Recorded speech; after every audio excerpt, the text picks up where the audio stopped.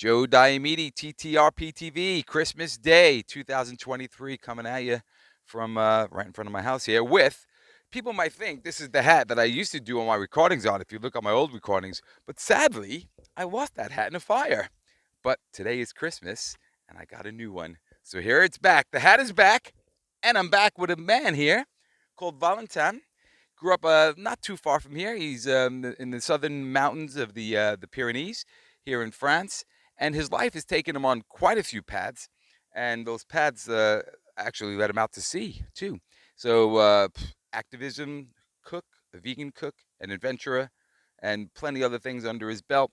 Valentin, how are you, man? All good. Very happy to be here. Very happy to be here in Montblanc and sharing this moment with you, with the family. Yes, in this rare moment that I can go back to my roots somehow, the mountains. So it's been a while, like 8 months. I've not been here. Just came back from Greece, where I was now working as a vegan chef. Yeah, because that's what I do now. So yeah, really happy to feel the winter vibe here now. Yeah, from the Greece and the vegan chef. Now you know we talked a little off camera, and I know you. I've seen you quite a few times in the last few years, and the vegan chef. Was it born of because you say the activism kind of changed your life, and what brought you to that activism? Which brought you on all of these paths that you now find yourself on? Yeah, well, what happens that I started I had an engineering path, and so I studied this Toulouse how to build planes basically, and I found this quite boring, not enough for me. So I decided straight after my studies to leave to Australia with quite a good passion that was spearfishing at this time. So I like to go down underwater and to catch a lot of fishes here in the Mediterranean. I had no idea about what it looks like down there in Australia, and there my reality completely got shaken with the sharks, with the dolphins, with all the biodiversity of this place. And so I realized that spear gun was not the right tool to interact with this biodiversity I was witnessing. So I started progressively to swap my gun for a camera, then started diving, training diving. Then eventually I came back to France, and I, with this awareness that was growing inside me, that I had to do something, not only not killing animals, but starting to, yeah, to commit myself to a cause. So I joined various NGOs on as an engineer first, photographer, and then I realized that cooking was also something that could make a living and fit really well with this lifestyle and reach many people, because I was not just in the engine room of a boat on campaigns wherever in Africa or uh, sharing. I mean, food is like a sacred thing. You're sharing. You can connect to the people. You can, and always it comes. I mean, you can stop drinking alcohol. You can stop smoking cigarettes. No one will really comment about that. But Right, right. when you say you're vegan, it's like you have a flag on your head, and then you have to make this what you will answer. What I mean, the speech grows then, and you'll find a good way to share why this came to your mind, and how can you make a difference with what you put in your plate. So yeah, so that's how I ended up as a vegan chef now, and let's see what's going on next. Right. Okay. Well, yeah. I mean, what you say about vegans, yeah, because there are certain ways activism. It comes in many ways, and it's hard to not be judgmental when you're so deep into a cause. And my vegan hat here that I got for Christmas, not really.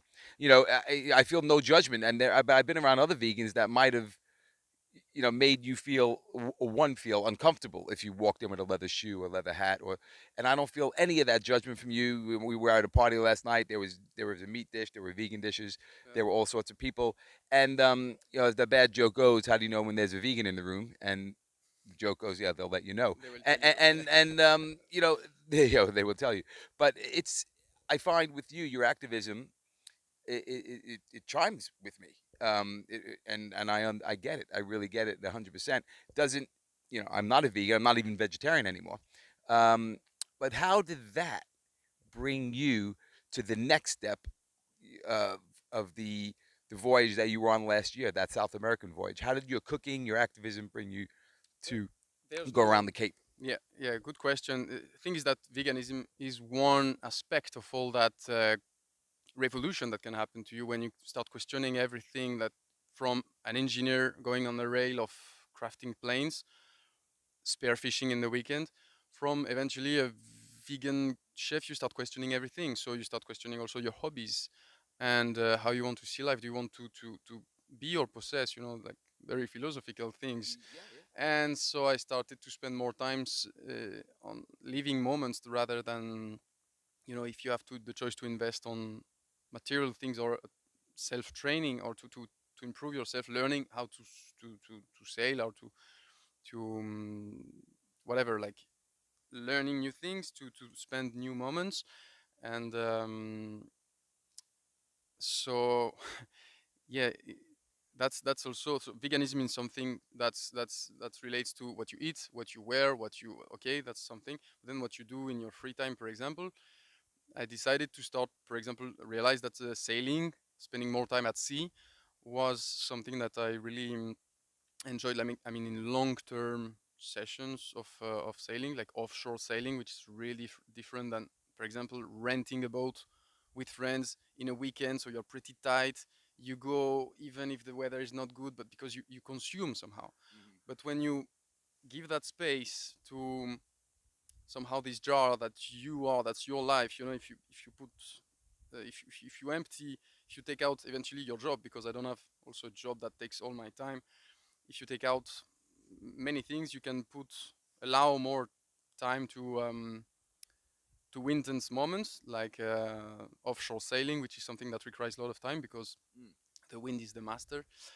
And so you need that to to make it happen Right. because you're not in the consumption. What I mean, the sense of what I mean now is the, yeah, consuming versus living something. And I don't think it's a big philosophical thing that you need money or you don't. I met on the way many people, as you probably did traveling. You met many people that had books of, like, they could read, they could write 10 books with their life without having so much money, and some because they had also time. So I became very rich in terms of time, and that's how I ended up eventually, yeah, doing crazy things, like last year delivering a boat in Patagonia, and yeah, which, Yeah, which I want to talk more yeah, about. So we got the two capes.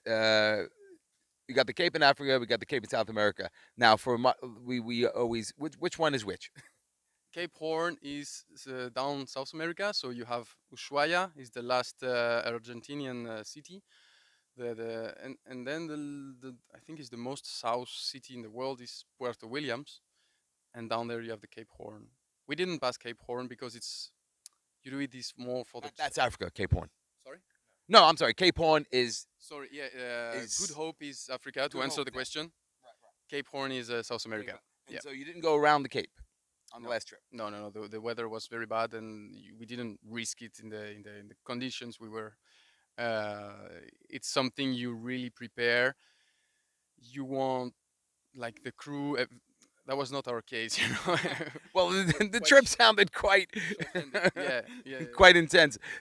Briefly, let's hear about that trip because you came back last year. We met you after the trip, and I don't know. You said two of the people on the boat were from Barcelona and not very good sailors and frostbite and sleeping wet every night. What was going on that Yeah, trip? yeah. Well, the goal of the trip was just to deliver a boat that was damaged, because it was coming back from Tahiti, I guess. Yeah, So Tahiti. So you were selling a damaged boat.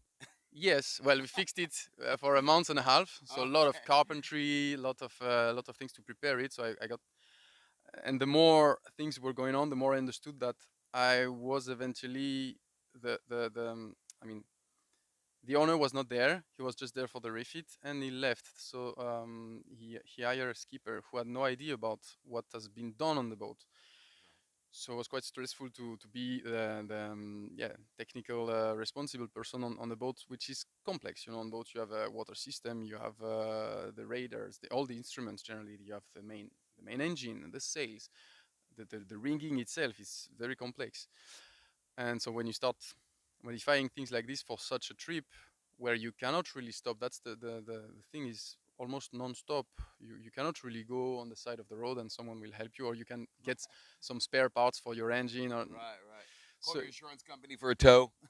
no. So yeah, you'll easily. I mean, yeah, you'll more cut some rubber joints out of your flip flops to fix the cooker. Right. Yeah, really MacGyver style. So Yeah. and Yeah. the crew was not really experimented as well, so that was really good fun. And and you were saying the waves, the water were coming in. I mean, you were sleeping in like wetsuits or with rubber boots. It sounded comfortable. Yeah. Yeah, basically I didn't left my rubber boots for a month and a half, something like this. I stepped on Urshin in the beginning of the trip because there you refill the fresh water. That's the only thing that doesn't cause any issue. Finding diesel can be really hard, even if you're on a sailboat. You need diesel, so but the water is okay to find it. But as long as you like to take a very cold bath. So beginning of the trip, I stepped on Urshin. I couldn't feel anything until a month and a half where I realized I had like that amount of you know foot cream around the spikes because my feet didn't left my boots, and the cold was keeping them in a state of Oh, right. not feeling anything. Okay, like numb. Yeah, yeah. So then I Sounds said, really okay. great, Valentine. You're really selling this trip. Anyone who want to go around the Cape Horn, you could rubber boots for a month and a half, and the bed. You said the bed was like The soaked bed every was night. just like a sponge after the dishwashing. Yeah. That sounds like fun. Yeah, But the anyway, weather and wasn't working. pirates as well, no? Pirates, in a way, like, yeah, we had the chance that the captain was Chilean.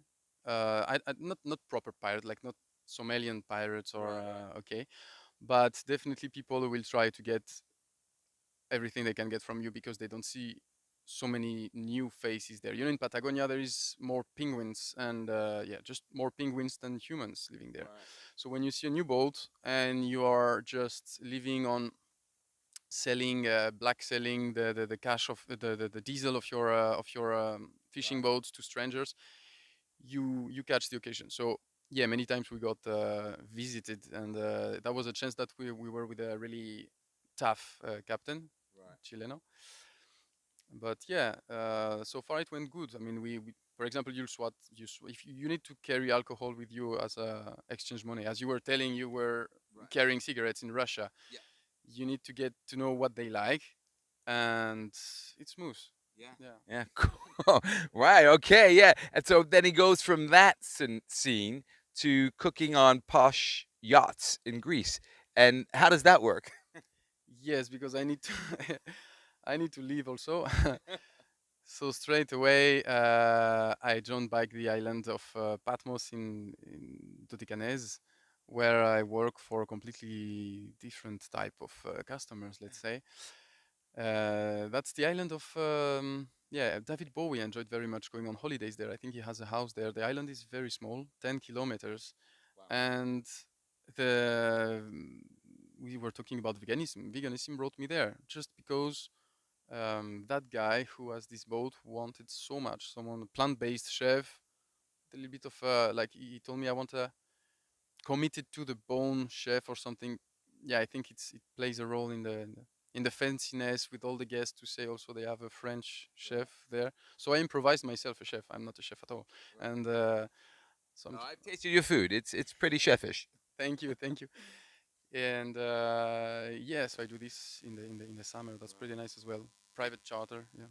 And just to get back to a question, back to South America, so in those tough conditions, like I've cycled in the highlands of Tibet where Tibetan monks eat meat, because that's what's there. They have to fit it into their philosophy. So you being a vegan, I'm assuming being a vegan on a trip like that for a month, and how long did the whole trip take? The Patagonian Canal from Puerto Montt to Puerto Williams. Puerto Williams, so completely south, was the first time we could make a proper refill. Mhm. Otherwise, before you can just go buy beers and yeah, Right. and salmon. So did you eat salmon? Were you forced to eat fish at that point? No. The thing is that on a boat, I mean, for me, it's quite easy as well to impose my style on a boat because cooking on a boat is like fixing the toilets or fixing whatever things. It's something people don't want to do. It's one more thing to do, and people want to rest. People want to focus on the outside, the wildlife, or there are other things to do. So when there is someone who likes to cook something, whatever it is, it will be welcome. Yeah, yeah. No, but finding the supplies for a vegan diet on the open sea. Okay. How did you do that? Yeah, the trick is that I learned also things through the travels, how people historically, for example, ate their proteins in Indonesia. They were doing tempeh. They were fermenting soybeans. So that was my secret weapon there, because if you want to ferment beans, you just carry them, and it's like a sourdough, so you make it run. So we are doing challenges because they ferment. The mushroom does not develop under 25 degrees, and the Patagonia temperature was around, when it was 6 degrees Celsius inside the boat. We were really fun, and we were really really happy. 6 degrees, 25. Oh, no, no, I'm sorry. Yeah, yeah, above freezing. So yeah, 40ish, 43, 45 degrees, and not warm. So with the rest of the crew, we were sleeping with the bags of soybeans or chickpeas, depending of the day, of the mood. And the warmer crew were the ones who, and maybe there was also energetic reason for the starter to start eventually growing, because you see this in the morning. If your beans gets white and the fermentation worked, you can see this. So it was such an happiness when, because if it doesn't work, you can throw them away. It means it started rotten. So the main source of protein for us was this fermented thing. From Punta Arenas, it was too cold. We could not even the best fermenter could not, even cuddling your chickpeas all night. You could not make it work. But generally, dry stuff, dry soy protein, worked out very well. Okay, and so you stocked up obviously where you could, and then you had pretty Yes. good stock on the boat then, enough Yes, for a yeah, month yeah, and a yeah, half. yeah. A lot of dry stuff. Yeah. And how many people were on the boat? And We left from Puerto Montt. We were six, and down in Puerto Williams we were three. No one died, but they just left the boat because of losing parts of their body, or not handling the pressure and the adventure. well, that's the final. Yeah, you've definitely sold that trip to everyone out there. So not only freezing cold, wearing, but you lose a few body parts. So it's, hey, sounds Yeah, great. we didn't have good luck. I mean, the heating system didn't work out, so I had to fix something. The dinghy also didn't work out. When you sail down the Patagonian Canal, you have to secure your boat every night somewhere. You cannot make night passage. It's not really recommended because the winds are very strong. The gusts are changing from one side to another in 5 minutes. So you carry floating mooring lines, very long, two, three times 200 meters, let's say, to make like a spider web around your boat. And so generally you go there with your dinghy, with your little. Our dinghy didn't work for the first week. We left, so there is no way back, because then you're missing the window. So you have to go. There is just one way, like a kangaroo. You cannot jump backward. So fortunately, we had a kayak on the boat, and fortunately, I like cold, cold conditions. So every night I had to go. Sometimes in the snowy storm, and Oh man. so it was always better to go back in the boat. And this makes you also, it formats you maybe too strong, but you always appreciate this little 5 degrees difference, and you feel really appreciating always the little things you can have, like just a shelter. No, no, no. I totally get it. I mean, and as when you travel more, you get tougher. Like you said, any long voyage that's different than just a 2 week holiday. If it's a bit pushing it, you get tougher. You do, Yeah, yeah, and and grateful then. yeah, Grateful as well. and then I guess that feeds your activism. What do we need, and how much do I need to live on this planet? Hmm. Yeah, yeah, yeah, and you reduce and you reduce, and now I'm letting go.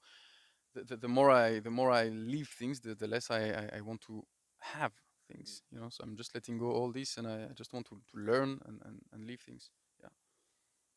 Okay, cool. Well, that's an amazing story because I know you through Hugo and Chessie and Louis, and just to live in this area, you've done some quite radical things here. I remember you and the first time I met you, I think you and Hugo rode your mountain bikes over the mountains to come Yeah, here. too. Yeah, you get addicted to these kind of moments, like feeling the adrenaline of the adventure, huh? Yeah, yeah. No, no, yeah, that's great. Well, Valentin, I mean, from all of that, I mean, from the veganism to the South American tour to cooking on boats in Greece, many people out there envious. And just one more thing, you spent some time in Madeira last year. Like, how did that happen? You were cooking in Madeira, weren't you, or that way in the world? Yeah, I came back to Madeira last year, and because I was working prior that in a boat around the Canary Island, we are doing planning to make cargo sailing, which means buying some goods from the Canary Island, which is very rich land for tea, coffee, bananas, pineapple, and but the trip was over in Madeira because it was too much, on a 17 meters boat. With all the crew, we left in Madeira Island. So then I started again from zero because I was working on this boat for I don't know 6 months, something like this. A vegan boat as well, so vegan cargo sailing, really niche, really niche project. And so I left this boat in Madeira, and I, yeah, I went knocking at doors with my backpack, and I found out a yoga retreat center. I started as a gardener there, and the vibe was really good with them. We had the same references, Lord of the Rings, and all that. I really appreciated the place, and I started cooking because Madeira is like a eternal spring place, so the garden is always providing things. So I could not resist started cooking, and that was before my first season in Greece. So after my first season in Greece, I came back there to give cooking classes on yoga retreat weeks. Yeah, to start to make a, yeah, also to establish something more sustainable also somehow, because it's good to sustainable, I mean, financially as well, to go back to place. It's okay to go hitchhiking everywhere with your backpack, but at some point also you have to think how to make a living of all these moments of clarity. Wow, that's so excellent. Yeah, I mean, just a self-made life and a myriad of choices that led him at this young age to many more adventures for the next 20 or 30 years. I look forward to hearing about him. Valentine, thank you very much for the interview, for sharing those stories. And I look forward to meeting up next year and hearing about the past New ones. year. Okay, Joe Diomede, Christmas Day, sitting here in the sunshine with Valentine, and just we'll hear. I could never get tired of hearing his stories. We'll hear him over Christmas dinner as well. Everybody out there, you be well. Have a good New Year, and we'll see you again. Joe Diomede, TTRP TV, saying, see you later.